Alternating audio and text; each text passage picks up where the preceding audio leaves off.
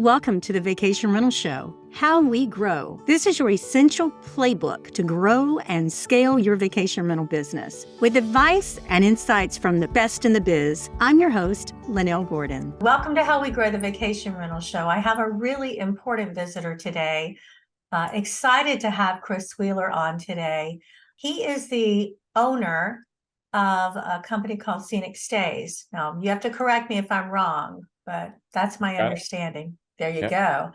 And Chris is a little unique in our industry in that he has educational background that relates to what he's doing, as well as lots and lots of experience. And he is well known in the industry for having data-driven decision-making that he does. And it's really unique, Chris, to hear you talk. So please tell me your passion in this industry and the types of things that you think that other people could use. Yeah. Well, I've got a couple of things I would say I'm passionate about. One is, as you mentioned, just using data as much as possible to make decisions, because there's so much information that we can gather about what we do, not just from a rates and a revenue standpoint, but from a marketing standpoint, or even operationally about what we're doing with housekeeping and maintenance. There's so much information now that we can collect and use to make better and more well-informed decisions. And I think that's something that's been really fun and exciting and cool to see, especially here recently. And it's a really great way to have some accountability, but to also track and measure how well you're doing things. It's just really exciting to me to see how much you can track and how much you can learn about what's going on just from the data behind all of your operations, your revenue, your marketing too. And so I'm really passionate about that. I really get excited and fired up about just simple bookings and revenue. And it's not always the big summertime peak booking that I get excited about. It's a 3-night booking in the middle of November right now when it's all exactly. It gets me excited. So I love that. And I love working with people, and the team, just the team aspect's amazing. That's what's been really fun to see since, doing it with just 1-2 people and now having 60 plus people and amazing people that just put so much time and effort and care into things. That's just really amazing to see. And I love the experience aspect too. It's really cool to see other people and how they experience things and how much they can enjoy just the different types of properties, the different areas we represent and have the opportunity to manage. So there's a lot of things to get passionate about. There's a lot of things to enjoy, but those are some of them. So you hit on something that is my heart. My heart is off-season rentals, especially because you're on the East Coast. I'm familiar with the East Coast quite a bit because that's where my family's from. So talk to me about that 3-day Thanksgiving vacation rental season. If I look at our seasonality across the U.S. right now, we're doing okay for booking our season for our main vacation rental weeks. But the off season, we're still working on. So talk to me about the strategies that you use to book those off season rentals. Yeah, it's really interesting. I think I like it so much because it's just a little more difficult. You've got to work a little bit harder. You've got to do your research and know what your competitors are doing. You've got to know what's out there. Whereas when the demand is so high, at a certain point, it's just a little easier to book. There's more people interested. You can capture some of that demand almost accidentally. Whereas when the occupancy is lower, you've got to make sure you're in front of as many people as possible. You're as appealing as possible. And there's just a smaller group that is looking at many more properties. So you've got to be firing on all cylinders. You got to make sure your reviews are great and that people will trust you. You got to make sure your rates are good because they're not going to obviously book if everything else is more economical.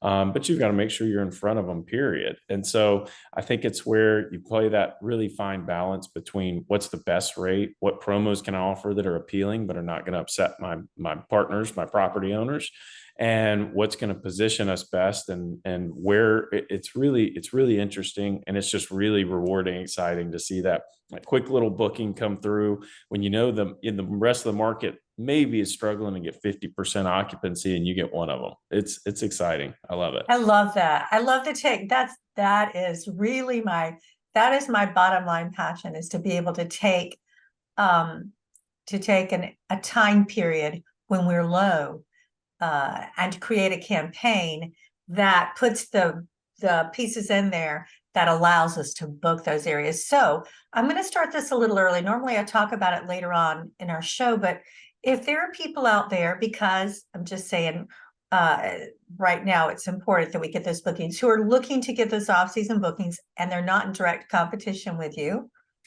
would you be willing to mentor them and to help them if they contact you?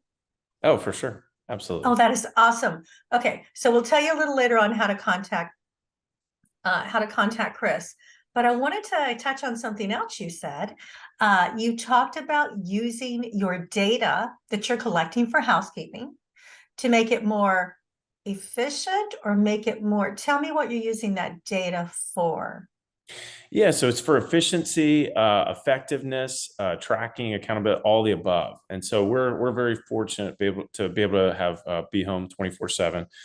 It's a great tool, and so we can use that on the front end where our housekeepers and we have fantastic team members in housekeeping and maintenance where they buy in and they do this, because that's the first maybe biggest piece is the buy-in, where they're willing to do that. But once they do, it's a great tool for where they check in, so when they've started, they complete the clean, and then they check out, and then our inspectors can go in and they check in, check out. We can use pictures, we can use star rating to say how good the clean was, and we can do something similar with maintenance too. So we can then take all that, put it into a quick report, where over the span of a week, a month, even a year, I can see the average time it takes to clean a property. So it helps with scheduling. I can see, and when it's peak season and you've got to squeeze a ton of cleans into a 6-hour time frame, we've got to be very strategic. We have to make sure our housekeepers are taken care of, that they make as much as possible in that time frame. But then we can see, once we get our reports in a really good place, which I've got great people that work on that endlessly. Every week they work on it to make sure you start looking just for anomalies. This one took 30 minutes less than the average clean time. Why is that? And then kind of our KPIs for how long the average clean would take, what's the star rating we're looking for. And if they fall below that, things happen, no big deal. But if there's consistency there, we've got to make a change. We've got to move some things around, work on scheduling, see where the problems are. So again, it's really cool. You got to blend that though. The data is great. You can't lose the personal piece either. You can't just look at, who your housekeeping team is and who your inspector is on a spreadsheet. You've got to also mix the blend of personal and care. But there's a lot of good information where at first it's scattered, it's all over. But once you get your KPIs and know what you're looking for in there, it's just the anomalies, the outliers. You say, what happened? Why did we miss that? Or why was that clean 3 hours longer? Or why was that clean only 30 minutes? And then the review was also bad. Well, that makes sense. They didn't take as long in the property as they should have. So I'm going to go out on a limb here. And then I'm going to say that most housekeeping softwares today have that capability. I can't think of any of the big 3 or 4 that I'm familiar with that don't have the ability to do that. Some of them even, as it gets towards the end of the day for cleaning or closer to the check-in time, it'll start to turn red. So if you need to send additional staff down there. So I love the fact that you are balancing, and that's what we call it. You're balancing out your housekeeping in a way that allows you to make sure that your guests are being serviced, your housekeepers are happy, and your inspectors are doing their job. So I love the fact that you're using data to do that. We used to do that by the seat of our pants with a list where we call into the office. Do you remember that? Mm-hmm. Oh yeah. Yeah. And now we have the ability to literally run reports, and we can run reports now at the end of the season to see where we have trouble spots, or even at the end of the week to see where we have trouble spots if we have people that are specifically doing that. Mhm. So that's another area, guys. If you're not doing that, contact Chris and take a look at how he's doing things. And if you have a housekeeping software, more than likely there are ways that you can do that. You know, one of the things I find, Chris, and just off topic, people that there, a lot of our property managers have a lot of great software and they're not using the capabilities. And it's not because they're lazy. It's not because they are any other reason other than the people that are working under them are so busy they don't have time to use that. Do you find that to be an issue in your company, that people have that, like there are pieces and you're like, gosh, I wish we could use that. I wish someone could take that over. Absolutely. Time's the greatest asset, and it's the hardest commodity to come across because everyone's busy. And it's really interesting you say that too, because a lot of times, you can work for months. We'll work for months to get something in place, reporting in place or tracking in place. It only takes a week where you take it off, you take your foot off the gas, and you're done. It all just kind of goes to mayhem again. That's part of the challenge. It's so quick that you can lose track when you've put in months to try and, get something in place. And it's always the time, it's distractions, things pop up so much in our industry and you just never know. You never know what's going to happen. And so you may have the best of intentions that this is going to be when you monitor your reporting. I think what's the most effective is just to constantly keep an eye on your calendar and make sure you set aside times that are non-negotiables. Those are the times when you have to do this. And if you've got to put everything to the side for an hour so you get it done, you do it. And I think everyone struggles with it. I certainly do. It's a matter of, it's consistency, and making sure you set that time up. But absolutely, there could always be more time. And that's one of the things too, I think you've got to have, personally as a company. You could always do better. Everything could always be better. If you ever look back, in my opinion, and say, oh, we did this, we had a great season, we just knocked it out of the park, you're missing something. I mean, we always should have booked something better, had a higher price for a property. We always should have done a better job on a turn day. And so that's what the reporting's for. That's what the data's for, is to say we did a great job, but we still could have done something better. I think it's interesting you say that, because I was talking with my husband yesterday about our vacation rental property. We have put a quarter of the price of our oceanfront back into it this year because our front ocean wall had failed twice, 2 years in a row. And the second year when we found it, it was damaged. The whole bottom floor had to be replaced. Oh, And they called yesterday and they're like, we're taking the trim off on the outside and we're repainting it at the same time. May as well get it all done. And they found rot. And he's like, oh no, they're not going to be able to take the pictures. It's November and we're not going to have our pictures ready. And I said to him, I said, Nehemiah, I said, and this is something you can talk to owners. I mean, the reason I mention is because maybe you have an owner that does, like my husband did, and said, we're not going to get our rentals. And I said, all of the base rentals, all season is rented, Nehemiah. All those pictures are for people are going to be much happier when they see the brand new house inside with all the new appliances and all the new furniture. They're going to be thrilled. I said, what this is going to help us do when we get our pictures are the off-season rentals. We're really going to push for off-season rentals, and that's what we're going to do. Can you walk me through a scenario where you've used your data analytics or advanced data analytics, and it has led to a significant shift in your revenue management strategy and the way that you do things? For sure. Yeah. I think one of the best examples is we have a really interesting blend of our property types. So we manage multiple areas across the coast. So all those markets, those beaches are different. They all have a different price point, a different clientele. But within that, we manage single family homes, individual condominiums, and complexes. And we have a few where we manage the complex. And so we have the vast majority of the properties.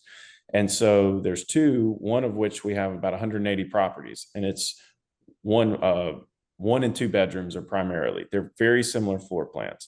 And we have another where they are all two bedrooms. It's about 80 properties. So it's the internal competition alone is very difficult. So we like cannibalize each other, but then we've also got to compete with everybody else in the building. So with our single family homes, they're unique. they all stand out. So we can kind of work on the revenue and always do something a little bit. But once you get in the groove and get some of your internal data, you can kind of really get comfortable, but not complacent. But with those buildings, it's just as much more difficult to try and figure out how do you drive the most revenue for 100 properties that look kind of very similar. They sleep the same, they might be decorated differently.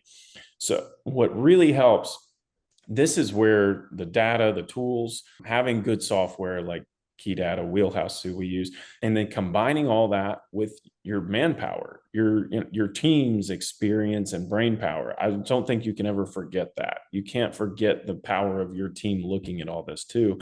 But being able to drive the most revenue to those individual properties when they're very similar, same building, same view, that's where really the revenue management tools, the data, combining all that has been the most effective. I think you could probably say, if you have one single family home somewhere, you could probably figure it out and do that pretty well, even if you had no tools and no data.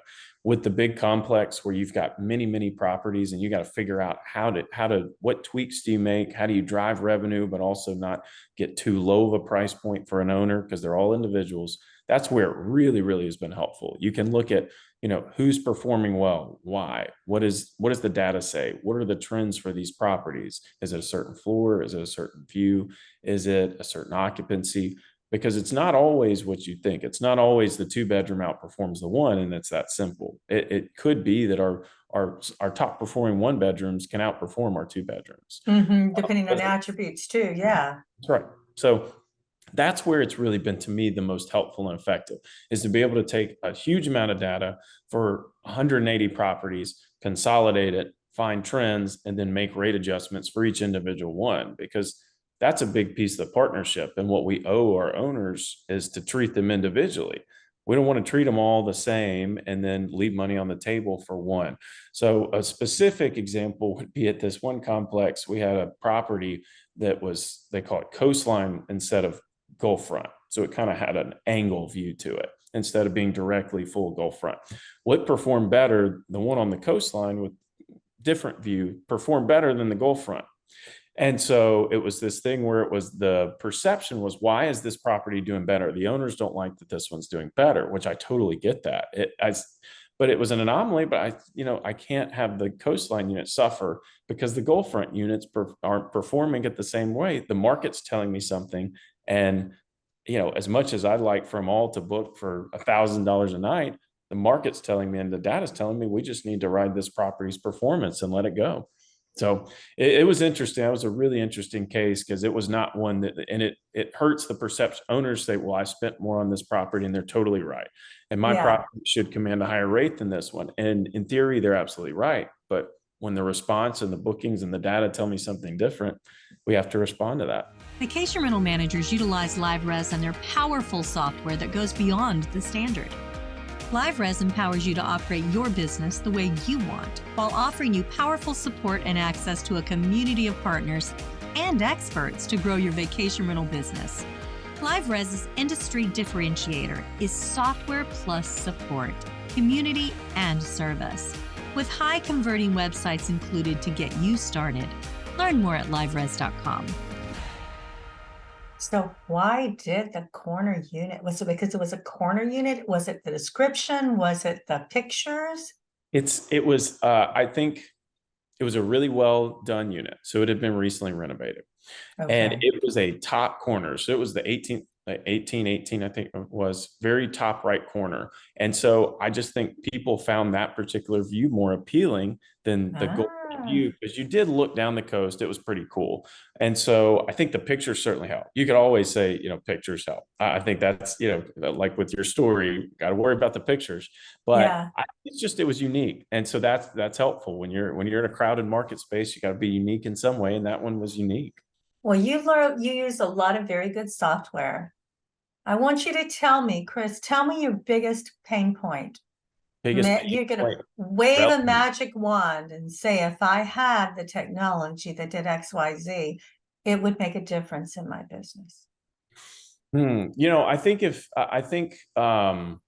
being able to aggregate all of our data more would be helpful. And then this will never exist because everybody's so different in the way they absorb data. But if I could take revenue data and put it in an easily automate it to be easily digested by property owners, that would be really helpful. But I don't know that you can, that's impossible. That's a magic wand because we have people working on that. That's a very important piece, to be able to explain the data in a way that not only the property managers the property owners understand, but they want to listen to, and they want to have a head knowledge of. So yeah, I understand that.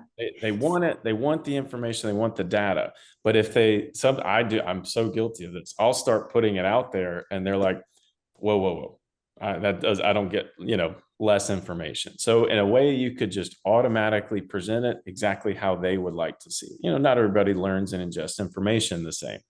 And so, to be able to take what we see and the positives and the areas to improve and put it in front of them seamlessly, so that solves some of the heartache of they don't want to ask, and then they ask, and if the answer is not really what they were looking for, there's just this friction. So what there needs to be at the end of that is, okay, so here's your data, here's the recommendations. Now we're talking an easy automated report. Here's your data.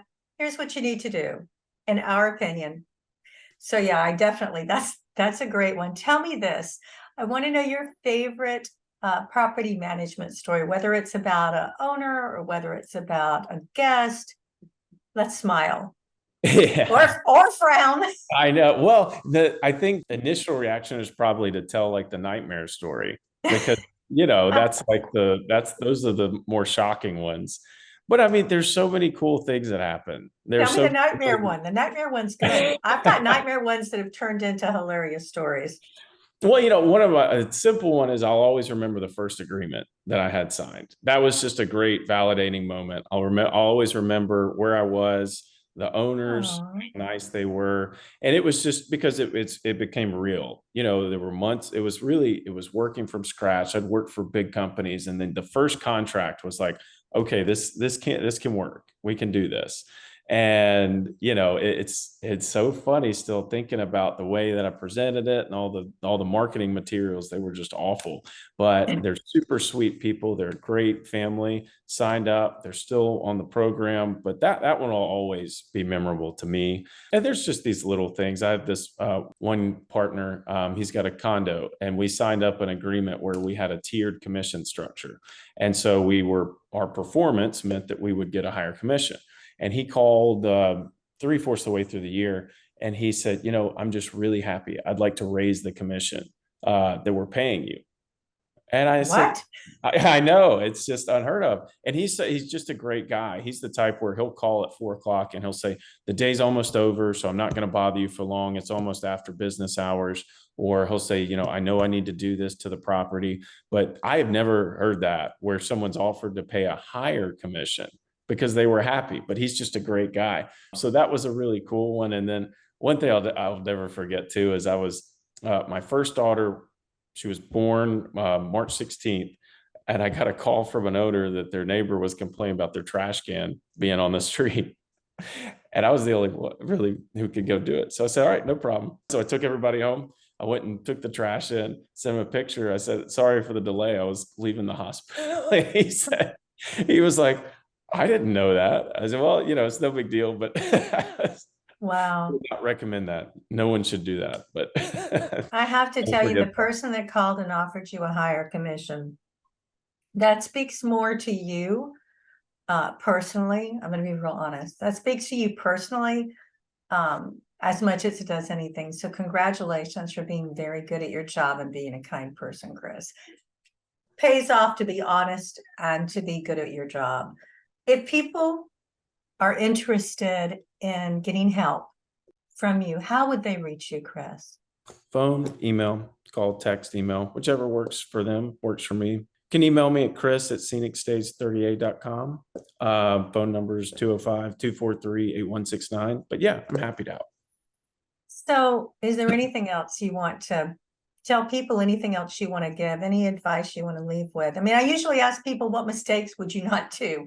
But in this case, I really have enjoyed talking about the important pieces that people can use right now But if there's anything else you want to say, I want to give you the floor to do it.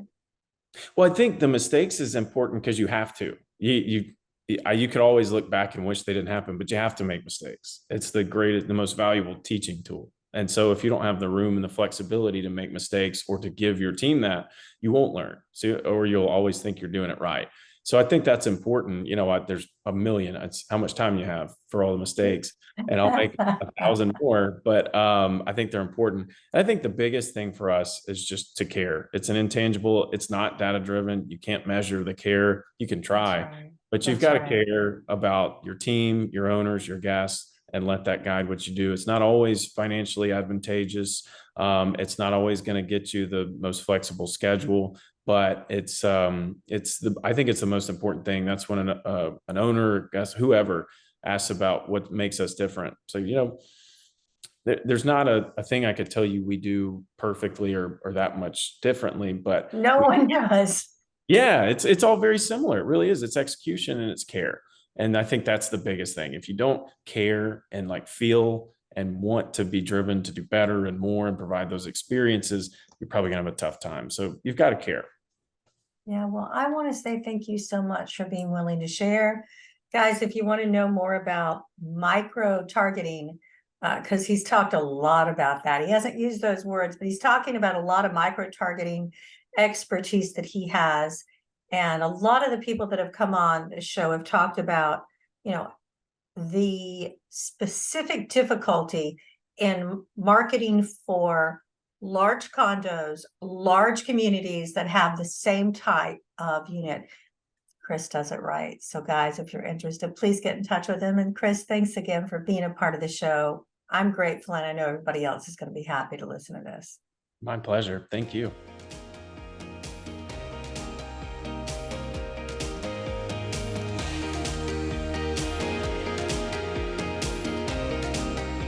This episode of How We Grow is brought to you by LiveRes. To find out more about how LiveRes can help grow your vacation rental business, visit liveres.com. Make sure to search for How We Grow in Apple Podcasts, Spotify, and Google Podcasts, or anywhere else podcasts are found, and hit subscribe so you never miss an episode. On behalf of the team here at Inhabit, thanks for listening.